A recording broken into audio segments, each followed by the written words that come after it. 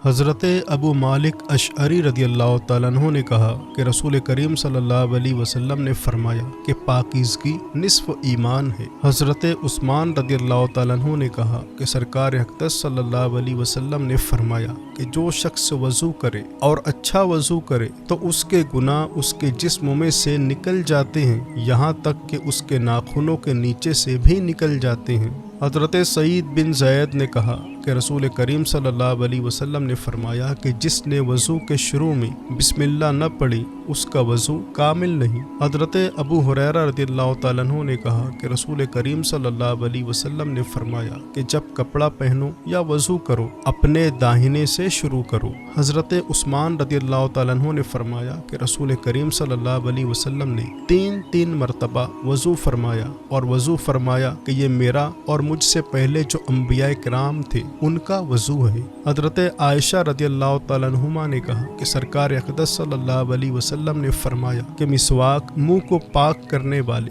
اور پروردگار کو راضی کرنے والی چیز ہے۔ حضرت ابو ہریرہ رضی اللہ تعالیٰ عنہ نے کہا کہ رسول کریم صلی اللہ علیہ وسلم نے فرمایا کہ اگر میں اپنی امت کے لیے دشوار نہ سمجھتا تو انہیں حکم دیتا کہ وہ عشاء کی نماز دیر سے پڑھے اور ہر نماز کے لیے مسواک کرے۔ وضو کرنے کا مسنون طریقہ: پہلے نیت کرے اور پھر بسم اللہ الرحمن الرحیم پڑھنے کے بعد کم سے کم 3 مرتبہ اوپر نیچے کے دانتوں کی چوڑائی میں مسواک کرے، نہ کہ لمبائی میں، اور اس طرح کے پہلے داہنی جانب کے اوپر کے دانت مانجے، پھر بائیں جانب کے اوپر کے دانت، پھر داہنی جانب کے نیچے کے دانت، پھر بائیں جانب کے نیچے کے دانت مانجے۔ اس کے بعد ہاتھوں پر گٹھوں سمیت پانی ملے اور انگلیوں سے شروع کر کے گٹھے تک 3 بار پانی بہائے۔ یہ اس صورت میں ہے جب کسی برتن یا لوٹے وغیرہ سے وضو کر رہے ہوں۔ پھر لوٹے کو داہنے ہاتھ میں لے کر بائیں ہاتھ پر 3 بار اسی طرح پانی بہائے اور اس کا خیال رہے کہ انگلیوں کی گھائیاں پانی بہنے سے نہ رہ جائیں، اور اگر حوض سے وضو کرتا ہو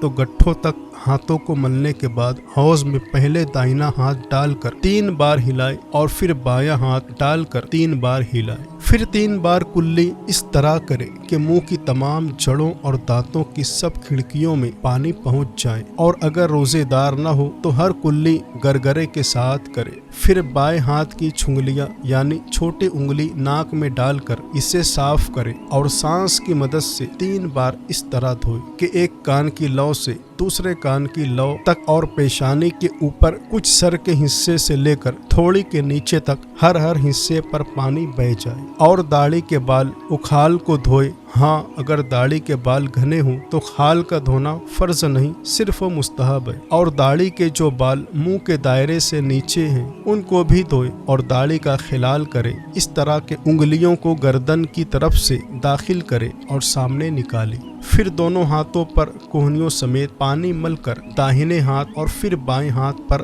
سر ناخن سے شروع کر کے کوہنیوں کے اوپر تک بال اور ہر حصہ کھال پر 3 بار پانی بہائے۔ پھر سر کا مسح اس طرح کرے کہ دونوں ہاتھوں کے انگوٹھے اور کلمے کی انگلیاں چھوڑ کر باقی 3 انگلیوں کے سرے ملا کر پیشانی کے بال اگنے کی جگہ پر رکھے اور سر کے اوپر کے حصے پر گدی تک انگلیوں کے پیٹ سے مسح کرتا ہوا لے جائے اور ہتھیلیاں سر سے جدا رہیں، پھر وہاں سے ہتھیلیوں سے سر کی دونوں کروٹوں کو مسح کرتے ہوئے پیشانی تک واپس لائے، یا 3 انگلیاں سر کے اگلے حصے پر رکھے اور ہتھیلیاں سر کی کروٹوں پر جمائے ہوئے گدی تک کھینچتا لے جائے، اور بس پھر اس کے بعد کلمے کی انگلیوں کے پیٹ سے کان کے اندرونی حصے کا مسح کرے اور انگوٹھوں کی پیٹھ سے کان کے باہری حصے کا مسح کرے اور انگلیوں کی پیٹھ سے گردن کا مسح کرے۔ پھر پاؤں پر ٹخنوں سمیت پانی ملے اور پہلے داہنے پاؤں،